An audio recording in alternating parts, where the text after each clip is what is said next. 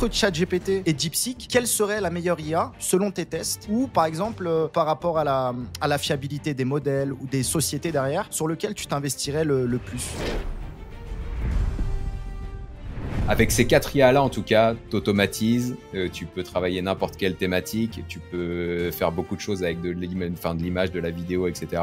Ça me paraît plutôt pas mal. Enfin, tu peux faire tourner une boîte juste avec ces 4 IA. Alors, je suis très enthousiaste parce que j'ai envie de voir ce qui va se passer. Ouais. Et évidemment, enfin, ça va permettre de gagner en confort de fou, ça va permettre d'automatiser pas mal de trucs. Mais en contrepartie, enfin là, aujourd'hui, par exemple, si on parle des métiers de bureau, moi, j'en connais pas un que je peux pas automatiser au moins à 80%. Et encore, j'ai envie de dire presque 100% pour à peu près tous les métiers de bureau. Et il y a un moment donné où on pourrait perdre le contrôle. Et si on perd le contrôle, en gros, ce qui va se passer là, à la vitesse où on va, et ça va arriver, je pense, d'ici 2030, c'est qu'on va créer une IA qui va être plus intelligente que nous. Et donc, à partir de là, les évolutions, les innovations qui vont être réalisées seront finalement dirigées, seront créées par l'intelligence artificielle. Donc, au bout d'un moment, on va perdre la main là-dessus. Le truc qui se passe, et on le voit là actuellement avec DeepSeek et ChatGPT, c'est que le but pour un État, ça va être de sortir cette super intelligence artificielle en premier et de gagner la bataille de l'IA de cette manière-là, parce qu'il y a plein d'enjeux géopolitiques derrière. Hello tout le monde, c'est Romain. Aujourd'hui, je reçois Ludo Salen. Comment tu vas? Bah ça va bien, merci Romain pour l'invitation, ça fait plaisir. Merci beaucoup à toi d'avoir répondu oui, de prendre du temps. Ça me fait vraiment plaisir. Il y a plein de sujets qui sont vraiment très importants qu'on a préparés. Donc, je vais te poser pas mal de questions, notamment sur ChatGPT, DeepSeek, Google ou encore l'avenir de l'IA. Donc voilà, l'idée c'était d'avoir des réponses d'un expert. Tu as une excellente chaîne YouTube, tu documentes quotidiennement, enfin en tout cas toutes les semaines, toutes les nouveautés, beaucoup de personnes te suivent. Donc voilà, ça me fait vraiment plaisir de te recevoir. Et si tu veux bien te présenter pour ceux qui ne te connaissent pas encore. Ouais, bah écoute, bah t'as bien résumé la situation. Donc moi, Ludo, de base, je suis un consultant en transformation digitale, donc dans toutes les sphères du digital, et l'intelligence artificielle forcément aujourd'hui occupe une place prépondérante dans tout ça. Et j'ai une chaîne YouTube, ouais, que j'anime parfois quotidiennement, parfois 3-4 fois par semaine, parfois un tout petit peu moins pour me reposer parce que je commence à avoir des cernes, ça peut arriver. Et donc sur la chaîne, l'idée c'est vraiment de partager le plus d'astuces possible, le plus de découvertes aussi que je peux faire dans le monde de l'IA, avec une volonté, c'est vraiment de permettre à tout le monde de profiter des opportunités que génère l'intelligence artificielle et de permettre aux gens en fait de prendre le virage de la manière la plus facile et la plus confortable possible, parce que mine de rien, l'IA, on va en parler j'imagine dans ton émission, bah, ça impacte beaucoup la société, ça a beaucoup d'impact aussi sur le marché de l'emploi, et si les gens ne prennent pas le virage de l'IA, bah, il y en a beaucoup qui vont rester sur le carreau dans quelques années. Donc voilà, mon but c'est un petit peu d'apporter ma pierre à l'édifice là-dessus avec la chaîne. Ça marche pas trop mal, donc je suis content de ça. Trop bien, trop bien. Donc maintenant, au moins, les gens sont briefés, même si j'imagine bien que la majorité te connaissent déjà et consomment tes vidéos. Alors c'est vrai que tu documentes énormément de choses depuis pas mal de mois, voire d'années. Des ChatGPT, maintenant tu parles beaucoup de DeepSeek, de Quan, etc. Il y a quelques vidéos où j'ai pu tomber dessus et c'était vraiment très intéressant. Maintenant, je vais te poser une question que je pense beaucoup de personnes se posent. Toi, de ton expérience ou de ce que tu entends, de ce que tu as pu voir, entre ChatGPT et DeepSeek, quelle serait la meilleure IA selon tes tests, ou par exemple par rapport à la fiabilité des modèles ou des sociétés derrière, sur lequel tu t'investirais le plus si tu avais à choisir? Ouais, bah alors, du coup, j'ai à choisir. Je me suis exprimé publiquement sur ça et du coup, j'ai pas mal de personnes qui me sont tombées sur le coin de la tête. En gros, tu as vraiment deux écoles. Je suis assez surpris en fait de l'engagement qu'il y a derrière DeepSeek actuellement. Je l'avais pas senti comme ça. Je pensais pas que c'était autant. Moi, ma vision, elle est très claire. Je pense que le meilleur outil entre les deux, c'est ChatGPT, parce que c'est plus performant, parce que c'est plus fiable, parce qu'il y a plus de fonctionnalités. J'ai fait des comparatifs sur les principales fonctionnalités de ChatGPT. Pour moi, est toujours meilleur, mais généralement, ce qu'on va m'opposer comme argument, c'est que DeepSeek est open source. Là, c'est pareil, ça reste un petit peu à valider du côté de cette IA chinoise, mais bon, sur le papier, en tout cas, c'est open source, tout full open source, j'allais dire en tout cas. Et l'autre point qu'on m'oppose souvent, c'est que DeepSeek, c'est gratuit. Et donc là, moi, j'ai du mal avec cet argument qui dit bah, l'intelligence artificielle, DeepSeek, est gratuite, donc elle est meilleure que ChatGPT. Non, ça n'a pas trop de lien de cause à effet. Et généralement, ce que je réponds sur le ton un peu de la boutade, moi, je joue au foot gratuitement. Kylian Mbappé, il est payé 20 millions par an. Est-ce que je suis meilleur que Kylian Mbappé? Je suis pas sûr, tu vois.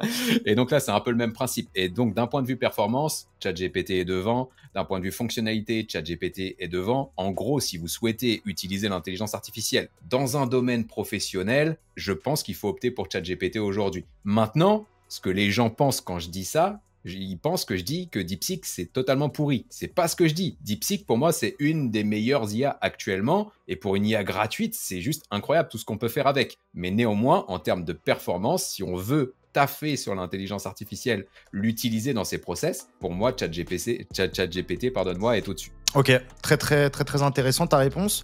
Et c'est vrai qu'en termes d'habitude de consommation, mais ce qui est étonnant, c'est que normalement, quand un outil est gratuit, psychologiquement, les gens ne le prennent pas vraiment au sérieux. C'est gratuit, c'est trop facile, etc. Et c'est marrant que tu aies eu justement d'autres personnes qui t'ont dit non, voilà, par rapport à DeepSeek, c'est mieux, etc. Mais ChatGPT, on est beaucoup à le payer. J'ai pas payé la nouvelle version, beaucoup plus cher. Je crois plusieurs centaines d'euros. Je sais que tu l'as testé. T'en es satisfait? Ouais, alors moi je l'utilise au quotidien, donc c'est 223 euros, je crois, si je suis précis.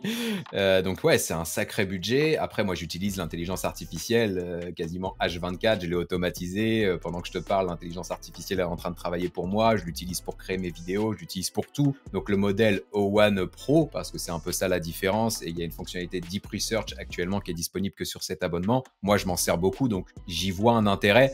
Maintenant, très honnêtement, pour faire, voilà, j'ai souvent la question dans des conférences, des formations, etc. que je peux faire. 99,9% des gens peuvent se contenter de l'abonnement à 20$. Ça changera rien du tout, en sachant que les fonctionnalités qui sont dans Pro actuellement à 200$, bah en fait, ils arriveront dans l'abonnement à 20$ dans quelques semaines. Donc en fait, il vaut mieux être patient. Et généralement, tout ce qu'on peut faire, enfin tout ce qu'on veut faire avec l'intelligence artificielle, on peut le faire avec la version entrée de gamme et voire même avec la version gratuite aujourd'hui qui permet quand même pas mal de trucs. Ok. Et autre sujet, je sors un peu de la trame, mais par rapport à DeepSeek qui est chinois, alors bien sûr, les journalistes se sont empressés de faire des titres, etc., mais un peu clickbait, et peut-être que ça peut être justifié. Est-ce qu'il y a un véritable problème, sachant que c'est chinois, OpenAI c'est américain, c'est pas français non plus? Bon, bien sûr, c'est pas occidental, mais est-ce qu'il y a un problème ou c'est juste pour faire peur? Bah, là-dessus, j'ai pas la réponse maintenant. Là, c'est pareil, c'est que généralement, quand je vais dire que je préfère ChatGPT à DeepSeek, on va me faire dire ce que j'ai pas dit. On va me faire dire que je pense que parce que c'est une IA chinoise, les données sont moins protégées que sur une IA américaine. Très clairement, moi là-dessus, j'ai pas d'avis, j'ai pas l'information, je suis pas dans le secret des dieux.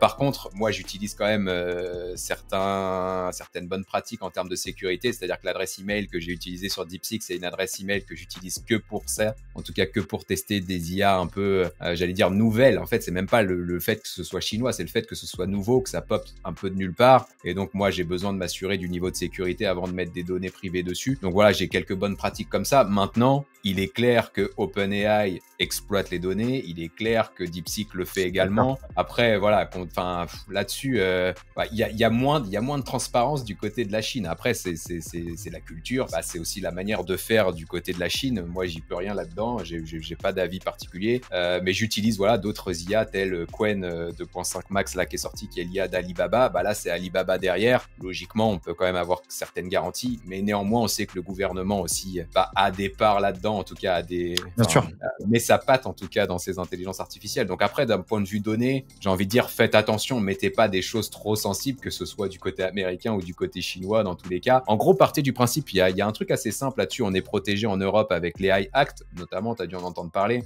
Donc c'est une règle, une loi qui fait que on peut pas proposer sur le marché européen des outils d'intelligence artificielle qui ne sont pas full sécurisés et qui ne sont pas full stables. Et donc c'est la raison pour laquelle, par exemple, aujourd'hui en Europe, tu peux pas utiliser Sora pour générer de la vidéo du côté de chez OpenAI. On peut pas le faire. Pourquoi? Parce que l'AI Act l'interdit. Et donc il y a plein de fonctionnalités comme ça où on va avoir besoin d'utiliser un VPN pour utiliser ces outils d'IA. Partez du principe que quand vous utilisez un VPN pour vous connecter à un outil d'IA ou une fonctionnalité, celle-ci elle n'est pas pleinement sécurisée et c'est assez logique. Ouais.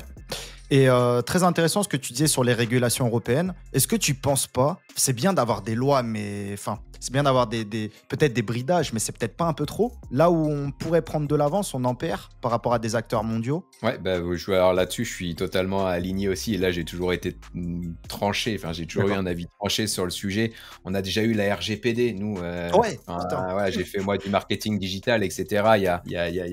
Ça fait 15 ans même que je fais ça, donc en transfo digital. Et quand on a eu eu la RGPD qui est arrivée en Europe, on a perdu énormément d'avantages compétitifs par rapport aux sociétés américaines qui peuvent faire un peu ce qu'ils veulent des données. Et donc la problématique, en fait, on s'est rendu compte dans les études que les gens sont pas contre partager leurs données, mais ils sont contre ce qu'on en fait quand c'est mal fait, en fait. Et il y avait des études qui démontraient que la majorité des gens, et vraiment la majorité, c'était genre, j'ai plus les chiffres en tête, mais c'était peut-être 80-90% des gens sont prêts à livrer plus de données privées si derrière ils ont des offres qui sont parfaitement personnalisées, qui leur permettent d'avoir les meilleurs produits, les meilleures promotions, etc. Donc en fait, c'est ce que les gens font des données qui est problématique. Et donc on a pondu la RGPD pour réglementer un petit peu tout ça. Ça nous a mis clairement une balle dans le pied. Et là, on refait la même chose avec les AI Act. C'est clair qu'aujourd'hui, les gens qui se contentent d'utiliser les intelligences artificielles qui sont disponibles sur le sol français, ils ont un train de retard énorme par rapport à des gens comme moi qui testent des fonctionnalités assez incroyables qui ne sont disponibles qu'aux US ou dans d'autres pays. Et ça,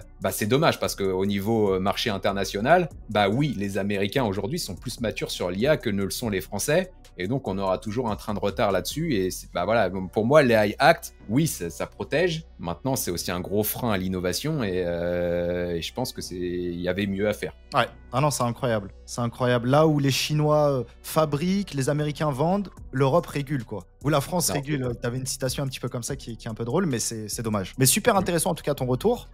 Pour passer à une autre question, est-ce que tu penses qu'un mastodonte comme Google, même s'il développe ses IA, etc. depuis pas mal d'années, est-ce qu'il peut être remplacé? Est-ce qu'il peut vraiment perdre plutôt des énormes parts de marché au détriment, par exemple, d'un OpenAI qui est l'acteur central du moment? Est-ce que tu penses, parce que tout le monde dit, oui, Google c'est sur la fin, maintenant les gens font des recherches ChatGPT, etc. Moi, je vois toutes mes recherches ChatGPT, c'est beaucoup d'informationnel. Mais quand c'est transactionnel, c'est plus sur YouTube ou sur Google. J'ai pas passé encore de vente par l'intermédiaire de l'IA. Il n'y a pas encore d'annonceurs aussi qui peuvent faire de la pub sur ChatGPT. Peut-être ça va arriver. Mais qu'est-ce que tu penses de tout ça par rapport au mastodonte Google? Moi, je pense que Google est quand même en grand danger là-dessus. J'ai encore fait une vidéo hier, test sur les nouvelles intelligences artificielles du côté de chez Google et qui sont pas terribles par rapport à la concurrence. En tout cas, dans certains produits, il y a un paradoxe chez Google. En fait, ils font des outils IA qui sont exceptionnels comme le Google AI Studio ou encore Notebook LM et ils arrivent à faire des daubes comme Google Gemini, par exemple. Là-dessus, j'ai du mal à comprendre. En tout cas, pour le grand public, on n'est pas gâté avec les IA de Google. Mais c'est vrai que ce qui se passe aujourd'hui, il y a une vraie transformation dans la manière dont on recherche l'information sur Internet. Il y a déjà une tendance qui est qu'on recherche pas mal d'infos déjà sur les moteurs de recherche des réseaux sociaux. Il y a notamment les jeunes qui vont rechercher plus d'infos sur TikTok maintenant que sur Google Search. Donc ça déjà c'est une problématique. Et maintenant on va effectivement utiliser l'intelligence artificielle. Donc il y a des Perplexity AI qui permettent de faire des trucs assez intéressants. Et il y a effectivement ChatGPT qui a sorti Deep Research là il y a pas longtemps et qui a sorti une fonctionnalité qui s'appelle Operator où là c'est carrément ChatGPT qui va prendre le contrôle de ton ordi pour faire des recherches à ta place sur Internet et acheter des produits. Moi j'ai acheté une paire de baskets en automatique. J'ai fait une vidéo là-dessus.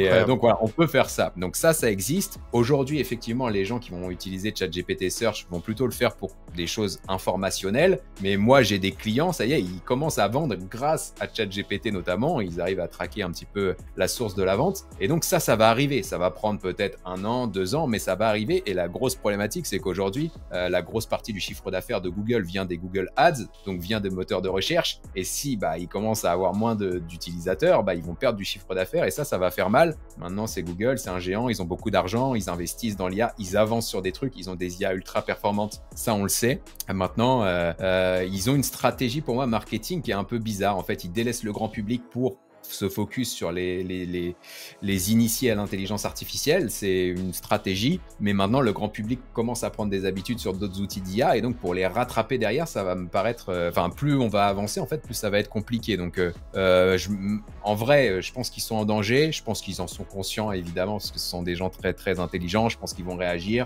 Maintenant, on a vu aussi des mastodontes s'effondrer, hein. Ouais. On pense à Yahoo, on pense à d'autres comme ça qui se sont effondrés, qui avaient un monopole incroyable, donc ça pourrait arriver du côté de chez Google. Maintenant, je pense qu'ils auront quand même une place importante dans l'intelligence artificielle. Ah, c'est vrai que OpenAI et ChatGPT ont rapidement conquis le... Bon, ils ont pris la paternité, c'était les premiers, mais ils ont beaucoup conquis le cœur de tous les utilisateurs. C'est vrai que ça va pas être évident de... Bon, après, voilà, on n'est pas au bout de nos surprises, mais c'est vrai que c'est étonnant qu'ils n'ont pas sorti un concurrent comme DeepSeek à ChatGPT pour vraiment prendre le marché. Donc, en tout cas, pressé de voir ce qui nous prépare, mais ça va tellement vite. Moi, je me tiens au courant avec 2-3 échos et ta chaîne YouTube. D'ailleurs, je mettrai toutes les infos en description de ta chaîne. Et également, je sais que tu vends des programmes d'accompagnement, de formation. sur l'IA. Donc voilà, ceux qui veulent se former, toutes les infos en description. Et autre question, vu que tu as testé beaucoup d'IA, parmi toutes celles que tu as pu tester, que ce soit Sora, ChatGPT, DeepSeek, Quan, Bolt ou autres, quelles sont celles qui sortent du lot? Si tu en avais 2 ou 3 à citer,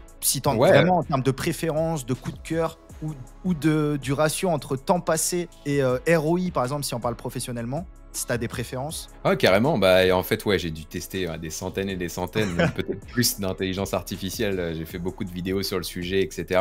ChatGPT, on va le mettre à part parce que voilà, pour moi, c'est l'outil. Si vous débutez dans l'IA aujourd'hui, commencez par ça parce qu'il y a des fonctionnalités qui vont vous permettre de faire un peu tout sur la même plateforme. Donc, c'est quand même très pratique. Mais celui-là, on va le mettre de côté parce que c'est le plus connu, bien évidemment. Après, moi, il y a des outils que j'adore et tu vois, notamment 2 outils que je citais précédemment du côté de chez Google. On a le Google AI Studio qui va te permettre d'utiliser les IA Gemini, mais sans un certain bridage qu'on peut avoir sur leur chat GPT. Et du coup, il y a quand même des performances qui sont énormes. On peut partager des vidéos avec l'IA et des vidéos de 40-45 minutes et demander des résumés, de demander des synthèses, etc., de demander toutes sortes de choses sur un format vidéo. Ça, je trouve ça assez incroyable. Et sur le Google AI Studio, par exemple, tu peux partager ton écran et parler en live à Gemini qui va t'aider à travailler sur le taf que tu es en train de réaliser. Donc ça, c'est vraiment un super outil et c'est gratuit. Donc en fait, tu peux utiliser tout ça sans débourser un centime. Et ils ont un autre outil que j'adore aussi qui s'appelle Notebook LM qui va te permettre de créer des sortes de dossiers dans lesquels tu vas pouvoir mettre tous les fichiers PDF qui t'intéressent sur une thématique. Et à partir de là, tu vas poser des questions à l'IA. Tu vas même pouvoir générer un podcast sur les PDF que tu as partagés et même des vidéos YouTube que tu peux mettre dans ces dossiers. Et là où c'est intéressant, c'est qu'en fait, l'intelligence artificielle ne va répondre que sur les données que tu as partagées toi. Donc tu vas pas avoir de biais par rapport aux entraînements que l'IA a pu avoir, etc. Et donc, tu peux vraiment construire de vraies bases de connaissances sur des fichiers que toi, tu utilises. Donc voilà, 2 outils de Google qui sont assez exceptionnels. Et après, il y a des outils bien pour à peu près tout. C'est vrai que Sora, pour générer de la vidéo, c'est quand même incroyable. Tu as Suno AI que j'aime bien pour générer de la musique, qui fait des trucs. Sur ton smartphone, tu peux générer des hits, quoi. Enfin, c'est un truc assez fou.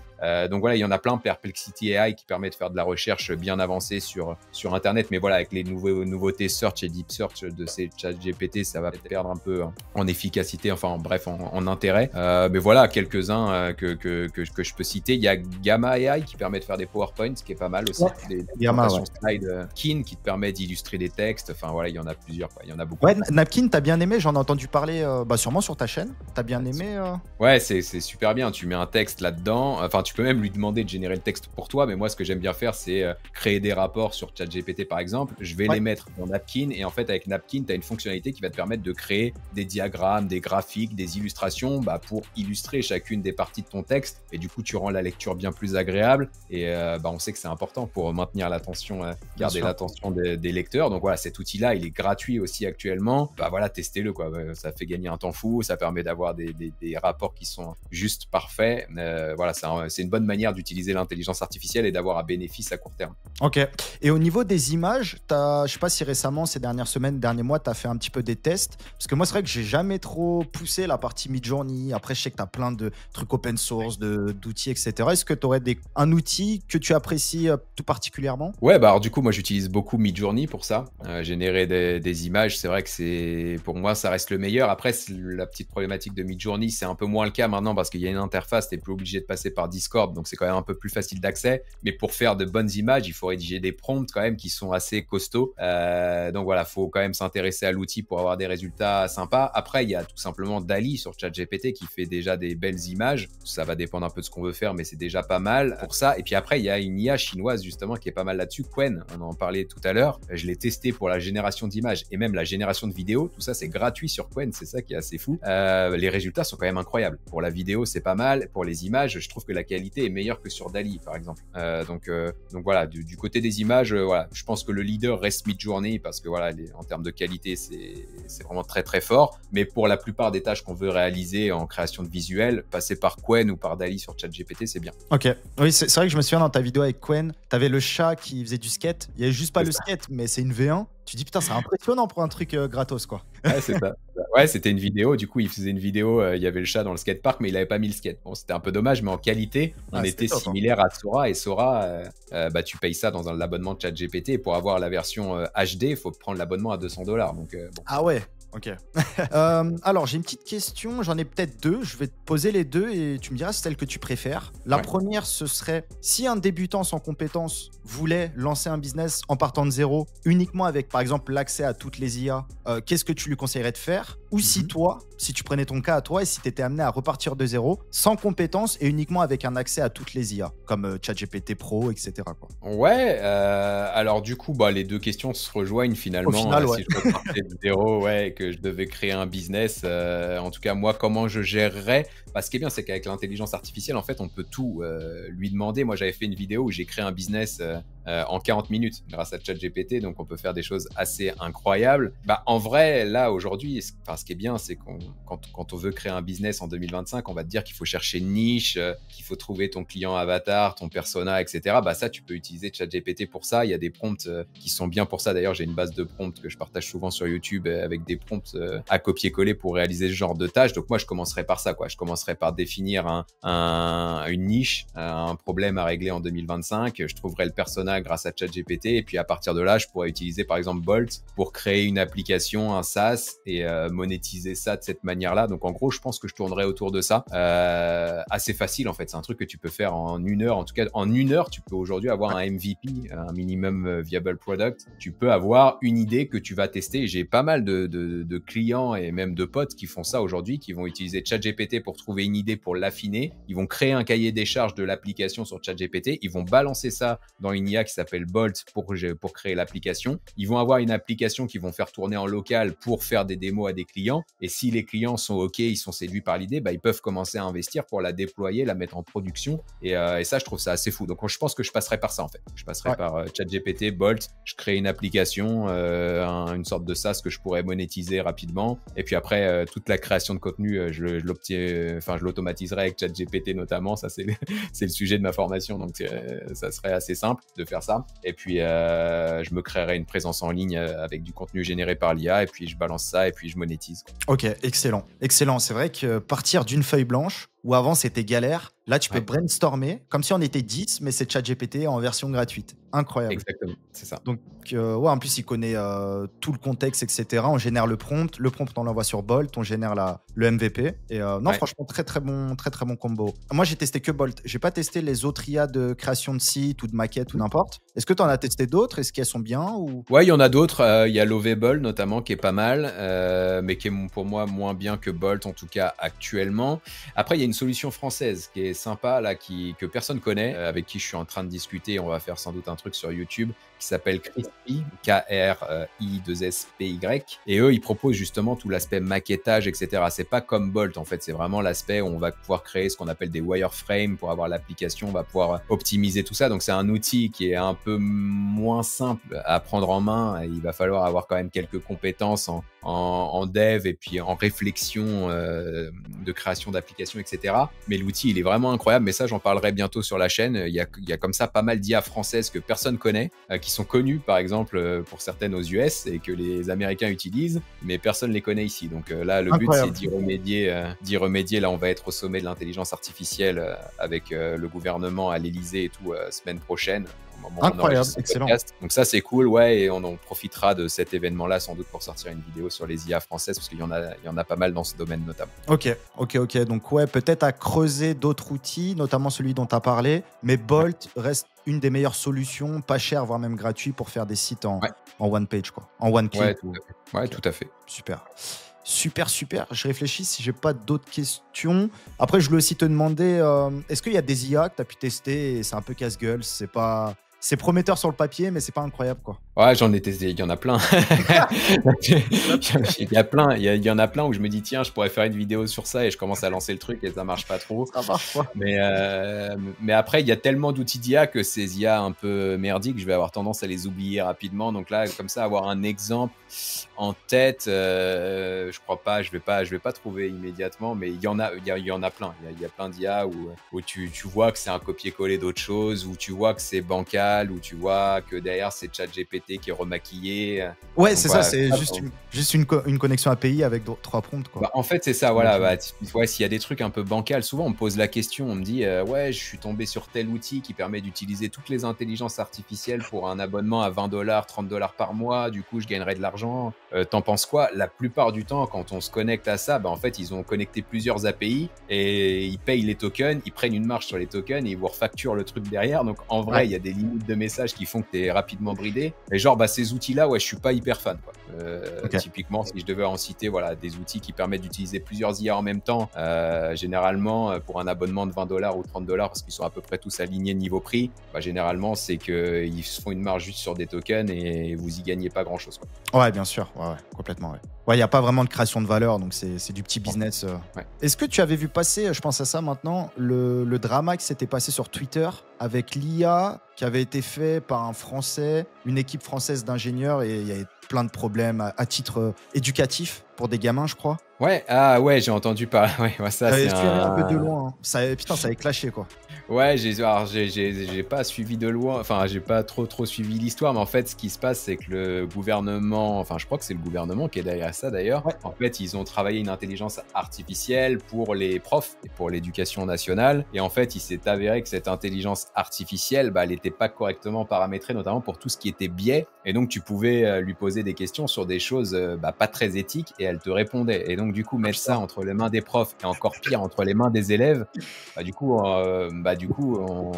ouais, ça aurait été un drame. Donc, je crois que là, c'est en pause, ou ils sont en train de retravailler le truc. Donc, ouais, ça a été un fiasco, mais j'ai pas trop suivi. C'est pas étonnant. En fait, ça, c'est un gros problème avec l'intelligence artificielle. C'est qu'en fait, on a l'impression qu'il suffit de connecter l'IA dans une application et puis derrière, on va pouvoir faire des fonctionnalités de fou. Mais si ta manière de prompter, j'allais dire, l'intelligence artificielle, et donc notamment de cadrer ses réponses, elle est pas parfaite, bah, tu vas te retrouver avec des biais, tu vas te retrouver avec, tu vas pouvoir vraiment aborder des sujets que tu ne devrais pas pouvoir aborder et que je vais même pas citer dans le podcast, mais ça arrive à tout le monde, ça arrive aussi à Google. Okay. Google, l'année dernière, ils ont lancé leurs IA Gemini notamment, et ils ont lancé une IA qui s'appelle ImageGen pour générer des images, et ils ont eu un gros problème puisqu'en fait tu pouvais générer des images nazies, tu pouvais générer des images, je crois même pédocriminelles ou je sais pas quoi, donc il y avait vraiment des trucs de ce côté-là où c'était la folie, donc ça arrive même au gros, donc en fait là on peut jeter la pierre parce que c'est l'État, parce que c'est le gouvernement et parce que c'est la France, donc on va dire on est mauvais, etc. Mais ça arrive aussi à Google, donc là-dessus, ouais, faut faire gaffe, faut peut-être un peu plus de bêta-testeurs et vraiment tout cadrer, mais grosso modo, ouais, j'avais vu passer l'histoire. Ouais, je crois que c'est ça. En 24 heures, ça a été fermé, j'ai eu des screens. Après, il doit y avoir d'autres pré-prompts, mais comme quoi tu demandais peut-être 4 x 2 moins 6 et il te faisait un mauvais calcul, tu vois. Après, effectivement, ça, les maths, si tu es sur Twitter, c'est que le sang, donc la majorité, donc les gens se défoulent un petit peu. Et en plus, c'est financé ou accompagné par l'État français, donc d'autant plus. Ouais, c'est ça. Donc là, oui, de toute façon, tout ce qui est accolé au gouvernement et surtout en ce moment peut se faire tacler à tout moment, et encore plus sur Twitter, c'est clair. Et je vais te reposer une question. Si là, tu avais le choix, tu pouvais choisir que 3 IA, 3 outils, 3 plateformes, 3 IA, jusqu'à la fin de ta vie, pour faire du business juste avec 3 IA, si tu étais amené à choisir. Alors du coup, moi, j'utiliserais forcément ChatGPT, parce qu'en plus, ça évolue rapidement et il y a les agents d'intelligence artificielle qui vont arriver, qui vont permettre d'automatiser pas mal de trucs. Donc ça, c'est une valeur sûre. Après, je pense que j'utiliserais NotebookLM pour la partie, je dois bosser sur des thématiques, je vais partager tout un tas de sources et je vais pouvoir créer des podcasts là-dessus, je vais pouvoir poser toutes sortes de questions, faire des scripts de vidéos et tout, ça sera quand même vachement pratique. Et puis après, une IA de code, donc pour l'instant, la meilleure, c'est Bolt. Donc je pense que je prendrais ces 3-là. Avec ces 3-là, en gros, tu peux gérer un business. Après, j'utiliserais quand même une 4e IA, Make, pour faire de l'automatisation, parce que ça, c'est important d'automatiser. Donc pour l'instant, Make permet de faire ça. Pour moi, c'est la meilleure solution. Mais je pense qu'à terme, ça sera intégré directement dans le ChatGPT. Donc pour le moment, je serai obligé de prendre Make, mais je pense que l'automatisation se fera sur l'IA direct après. Donc avec ces 4 IA-là, en tout cas, t'automatises.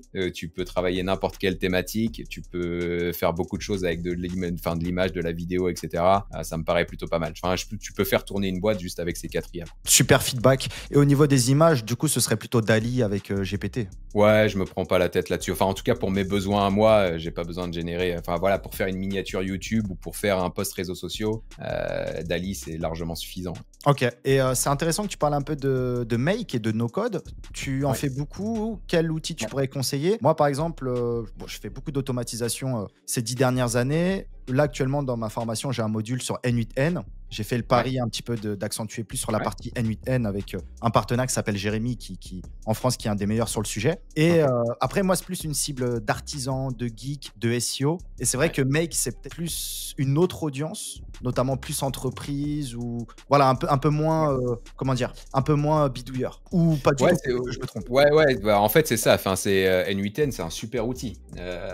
Par contre, c'est vrai, d'un point de vue accessibilité, c'est un peu plus complexe. Mais une fois que tu mets les mains dedans, une fois que tu le maîtrises, tu peux faire des trucs incroyables avec. Et même le business model de N8N est vachement sympa. Donc, c'est un super outil que moi, je connais, que j'utilise, etc. Maintenant, pour les automatisations en termes d'intelligence artificielle, et c'est notamment moi l'outil que je mets toujours en avant dans mes formations, notamment ma formation automatisée de ChatGPT. C'est vrai que Make, pour le coup, c'est un peu plus intuitif. Donc, tu es une boîte, tu veux automatiser tes process, passer par Make, bah, tu vas ajouter des modules. Et grosso modo, une fois que tu as compris le concept et que tu as intégré l'IA là-dedans et que tu as bien tout paramétré, bah, c'est un tout petit peu plus facile en termes de plateforme. Donc voilà, je suis d'accord. En fait, c'est pas la même cible. C'est-à-dire que si tu es vraiment dev ou alors que tu es très pointu d'un point de vue techno, etc., avoir du N8N, je pense que c'est bien et tu es sans limite. Tu peux faire un peu tout ce que tu veux avec. Make, tu vas peut-être être un peu plus restreint parce que tu as besoin quand même que des applications soient connectées, etc. Mais si tu connais un petit peu moins ou que tu as moins envie de te prendre la tête et que tu veux créer une automatisation en 15 minutes, bah, tu vas être un peu plus, tu vas être mieux servi avec Make, je pense, qu'avec N8N. Ouais, bien sûr. Ouais, c'est moins long de prendre en main Make que N8N. Donc effectivement, pour des cibles qui ont juste un but et ils veulent automatiser ce but-là, c'est parfait, ouais. Non, mais Make, c'est vrai que Make, je crois que ça doit être les leaders, ou peut-être Zapier. Ouais, ça se joue entre les deux. Je pense que Zapier était leader pendant très longtemps, mais là, ils se sont fait griller. Je pense que Make, en plus, ils sont en train de prendre le virage de l'IA. Ok. Donc, ils proposent maintenant carrément des intelligences artificielles pour créer des modules. On a des fonctionnalités là en bêta-test qui sont plutôt pas mal. Je pense que c'est bien. Je pense que ces outils-là, pour l'instant, sont bien, mais je reste convaincu qu'avec les agents d'IA qui arrivent un peu partout, l'automatisation demain se fera directement dans l'intelligence artificielle. Tu diras à ChatGPT de te créer un truc et de le publier sur n'importe quelle plateforme et tu n'auras même plus besoin de passer par Make. C'est ChatGPT qui le fera directement à ta place. Tu le vois avec des outils comme DoBrowser, par exemple, qui prend le contrôle de ton ordinateur, etc. Tu le vois avec ChatGPT Operator qui peut acheter une paire de baskets pendant que toi, tu es en train de regarder ce qui se passe. Donc, en vrai, ça, c'est en cours. Ça va sortir en 2025. Ça sera encore plus là en 2026-2027. Et l'automatisation, pour moi, maintenant, ça va être de l'intelligence artificielle. Tu vas dire, je veux faire ça à telle fréquence, c'est l'IA qui le fera à ta place et puis c'est tout, quoi. Putain, ça, j'ai hâte que la commande puisse automatiser tout. Parce que j'ai pas testé ChatGPT Operator et franchement, ça me donne grave envie comment tu le mets en avant. J'avais testé juste la partie Claude Browser et franchement, c'était un peu limité, quoi. C'était la V1. C'était pas la folie. Maintenant, il y a DoBrowser qui est pas mal à 25$ par mois où tu peux connecter GPT-4 Pro, DeepSeek, etc. qui fait un truc sympa. Puis après, c'est vrai que ChatGPT Operator là-dessus, c'est quand même bien, quoi. Enfin, tu vois, enfin, moi, je l'ai testé pour scraper de la donnée, je l'ai testé pour faire des achats, je l'ai testé pour planifier un voyage, etc. Enfin, il fait vraiment tout de A à Z et il le fait rapidement, quoi. Donc, c'est pas mal, ouais. Trop bien, trop bien. Ça nous donne plein de ressources. Et je pense que tous ceux qui nous écoutent là vont s'empresser d'aller tester un petit peu tout ça, que ce soit même Bolt ou d'autres IA ou autres. Je pense que beaucoup ont testé ChatGPT ou DeepSeek, mais toutes les autres IA. Donc là, c'est cool, tu nous donnes plein de pistes. Et pour terminer cette vidéo, j'aimerais te demander qu'est-ce que tu penses de l'avenir par rapport à l'IA, que ce soit en termes, par exemple, pour être pessimiste, mais par rapport à l'humanité, potentiellement. Est-ce que ça pourrait prendre le contrôle des machines, activer des bombes atomiques, des trucs comme ça? Même, comme tu disais, on n'a pas la science infuse, on ne sait pas, c'est que des pronostics. Ou que l'IA restera plus ou moins docile, typiquement, et voilà, bien contrôlée, etc.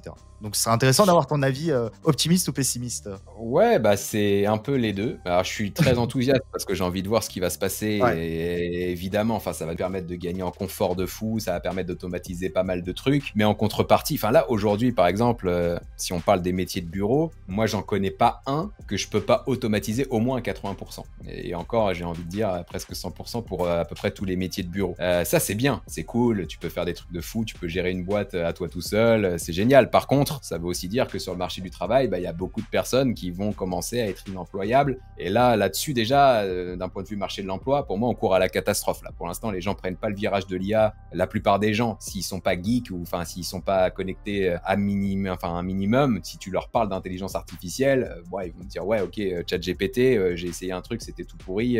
Bref, voilà, ils connaissent rien et ils savent même pas, par exemple, ils sous-estiment, ils savent même pas qu'il y a des images fake sur les réseaux sociaux qui sont générées par l'IA, qu'il y a des vidéos générées par l'IA qui sont en train de liker des contenus travaillés par intelligence artificielle. Donc là, ça me paraît dangereux. Et puis après, pour l'aspect intelligence artificielle, est-ce qu'elle va rester docile ou pas? Là, on peut penser, on peut se dire c'est de la science-fiction, etc., les scénarios un peu drama dans les films, mais en vérité, tout le monde en a peur. Et là où c'est quand même inquiétant, c'est que généralement, quand tu prends les sujets qui sont pas très graves, où il n'y a pas de vrai danger, généralement, c'est les gens qui n'y connaissent rien qui vont s'inquiéter. Je te donne l'exemple, après, je veux pas faire de polémique, c'est pas le but, mais je prends l'exemple qui me vient en tête à ce moment-là. Quand on parlait du vaccin de la Covid-19, en fait, tu voyais que tous les gens qui s'insurgeaient sur les réseaux sociaux sur les dangers du vaccin, c'était des gens qui n'étaient pas médecins, qui n'avaient pas de compétences dans le domaine. Mais tous ceux qui avaient des compétences disaient non, il n'y a pas de risque, il n'y a pas de danger, etc. Là, si tu prends le sujet de l'intelligence artificielle, c'est tout l'inverse. C'est-à-dire que les particuliers, ils sont en mode vas-y, DeepSeek, IA chinoise, j'en ai rien à foutre, je fous mes données, c'est parti, on y va, c'est génial. Par contre, si tu poses la question à Elon Musk, que tu poses la question à des ingénieurs dans l'intelligence artificielle, aux plus gros mêmes acteurs de l'intelligence artificielle, ils vont dire ça va trop vite et il y a un moment donné où on pourrait perdre le contrôle, et si on perd le contrôle, en gros, ce qui va se passer là, à la vitesse où on va, et ça va arriver je pense d'ici 2030, c'est qu'on va créer une IA qui va être plus intelligente que nous. Et donc, à partir de là, les évolutions, les innovations qui vont être réalisées seront finalement dirigées, seront créées par l'intelligence artificielle. Donc, au bout d'un moment, on va perdre la main là-dessus. Le truc qui se passe, et on le voit là actuellement avec DeepSeek et ChatGPT, c'est que le but pour un État, ça va être de sortir cette super intelligence artificielle en premier et de gagner la bataille de l'IA de cette manière-là, parce qu'il y a plein d'enjeux géopolitiques derrière. Et donc, tu as les États-Unis d'un côté qui bombardent, tu as la Chine d'un autre côté qui bombarde, tu as l'Europe, comme tu le disais tout à l'heure, qui réglemente. Donc là-dessus, nous, on est un peu à la ramasse.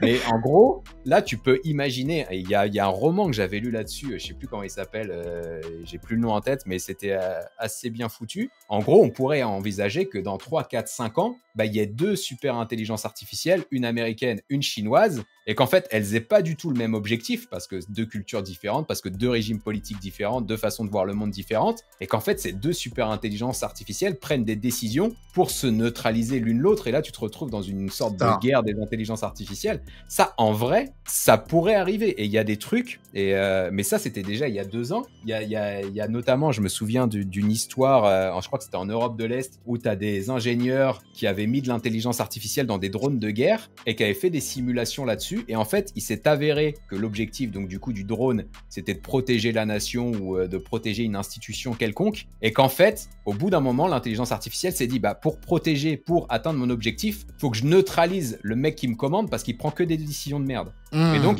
il est retourné contre son créateur et en gros, à la fin, il butait. Donc, c'était dans une simulation, il a tué personne, etc. Mais à la fin, le drone par IA butait le créateur, en fait. Donc, se retourne contre son créateur. Donc, ça, c'est des trucs. En fait, c'est ce qu'on appelle l'alignement dans l'intelligence artificielle. Si les objectifs sont pas parfaitement bien définis, qui sont pas bien aligné avec les objectifs de l'humanité, tu peux te retrouver avec des trucs où ça part un peu en vrille, quoi. Ah, c'est vrai qu'il est incroyable le scénario que tu as dit, et c'est ce que aussi beaucoup pensent, c'est que l'IA prendra la main. Même tu peux mettre tant de règles, mais il suffit qu'elle trouve un schéma spécifique pour bypass une règle en particulier. C'est ça. Et non, c'est une folie. Et ce que je voulais dire, oui, incroyable aussi que la majorité des experts en IA souhaitent faire une pause, ou souhaitent dire, les gars, ça va trop vite. Il y en a, comme tu disais, ils se sont barrés de OpenAI et ils commencent à pas militer, mais voilà, ils font plein de trucs. C'est incroyable. Et t'as plein de mecs aussi, enfin plein, c'est une minorité, mais parmi d'experts qui disent non, il n'y a pas de problème. Peut-être comme Yann Lequin chez Facebook, mais certains sont biaisés. c'est leur business. Ils veulent pas se dire qu'ils sont en train de créer la destruction de l'humanité potentiellement. Mais Ouais, après, je pense qu'il y a des gens qui croient vraiment qu'on va. Enfin, en gros, je vais pas dire que c'est du 50-50. En fait, comme tu disais tout à l'heure, finalement, on n'en sait rien. Tous les scénarios sont possibles. Après, Yann, je pense, dans ses positions, pour le coup, je pense qu'il est très honnête et là-dessus, c'est sa vision de voir les choses. Maintenant, si effectivement, tu regardes un peu ce qui s'est passé chez OpenAI, t'as pas mal de gens qui se sont barrés parce qu'ils pensaient effectivement que l'AGI sur laquelle ils travaillent, bah, pour l'instant, on n'est pas prêt, que les objectifs sont pas alignés, que ça va être problématique. Tu as le père fondateur de l'IA, en gros celui qui a commencé à travailler sur l'IA du côté de chez Google, j'ai plus le nom en tête, qui lui a carrément démissionné de chez Google pour pouvoir justement porter ce message qui est de dire faites attention à l'intelligence artificielle parce qu'on pourrait perdre le contrôle, parce qu'il pourrait se passer des choses, etc. Donc faut pas trop être alarmiste non plus, mais c'est vrai qu'il faut aussi prendre le temps du développement et je pense que c'est pas non plus anodin si finalement il n'y a pas eu de vraie pause au moment où Elon Musk notamment et pas mal d'autres entrepreneurs ont co-signé une lettre pour pouvoir mettre l'IA en pause. On a l'impression qu'il n'y a pas eu de pause, mais si tu regardes bien d'un point de vue évolution, bah finalement il y a beaucoup de fonctionnalités qui sortent, etc. Mais d'un point de vue purement performance des modèles de langage, j'ai l'impression que ça a quand même freiné. Et je suis pas sûr que ce soit que pour des raisons de ressources, parce que c'est ce qu'on va te dire. On va te dire c'est des ressources informatiques, etc. Je pense qu'il y a aussi les gouvernements qui mettent la main là-dedans et qui disent bon, ok, on va peut-être ralentir un peu parce que on veut pas de mouvements sociaux, parce qu'on aurait des destructions d'emplois, puis on veut pas non plus que ça parte trop en vrille. Donc je pense que voilà, on est dans une période un peu de flottement là-dessus, qui peut être lié justement aux dangers de l'IA. Mais les dangers de l'IA existent, oui, ça c'est clair. Et tu penses, et je terminerai sur ça, mais tu penses que j'avais lu un article sur Le Figaro, je pense qu'il a été relayé un petit peu partout, mais comme quoi on connaît peut-être 80% des métiers ne sont même pas encore connus des 10 prochaines années. Des nouveaux métiers, mais bon, tous les métiers là automatisables qui vont être remplacés, les métiers alimentaires, etc. Est-ce que tu penses que, après si tu as un avis dessus évidemment ou pas, mais est-ce que tu penses qu'ils vont retourner dans le marché de l'emploi où il y aura peut-être une sorte de revenu universel? Parce que si les entreprises arrivent à produire 10 fois plus avec 10 fois moins d'effectifs, au final... Alors moi, du coup, j'ai un avis très tranché, mais même avant l'IA, je l'avais de ce côté-là. Je me souviens que c'était un débat à la présidentielle, je crois que 2012, où tu avais Benoît Hamon qui prônait justement l'importance du revenu universel. Et moi, depuis 2012 et même bien avant, j'ai du mal avec tous les hommes politiques qui disent qu'on va supprimer le chômage et qu'on va créer des emplois, etc. Parce que ce soit l'IA ou pas, aujourd'hui, avec les outils, les technos qui existent, aujourd'hui, c'est une vérité. On automatise des métiers. Et donc, si on automatise des métiers, bah, y a des gens qui vont être de moins en moins nécessaires dans leur emploi. Ça, c'est juste un fait, en fait. Et avec l'intelligence artificielle, comme je le disais précédemment, aujourd'hui, les métiers de bureau, etc., mais même des métiers de logistique. On a vu des IA chez Amazon qui transportent les colis, qui sont capables d'expédier des colis, qui bossent dans l'entrepôt, etc. Demain, la gestion des stocks, elle se fera par intelligence artificielle. Tous ces métiers-là vont disparaître. Donc, on dit, pour se rassurer, que 80% des métiers qui existeront demain sont pas connus, etc. Ça, c'est un truc qu'on entend souvent. Mais la vérité, enfin, après, c'est mon avis à moi et je suis peut-être trop tranché. Il y a des gens qui seront pas d'accord et c'est normal. Il y aura plus de destruction que de création d'emplois. Ça, c'est sûr et certain. Bien sûr. Donc, maintenant, à partir de là, c'est soit, mais là, on va pas faire de politique, mais c'est soit on continue à faire croire à tout le monde qu'on va pouvoir régler le chômage et qu'on est les meilleurs et qu'on fera ce que les autres n'ont jamais réussi à faire, ou soit on regarde vraiment le problème en face et on comprend que, bah, en fait, l'IA va créer va créer des emplois, oui, mais va aussi en détruire pas mal.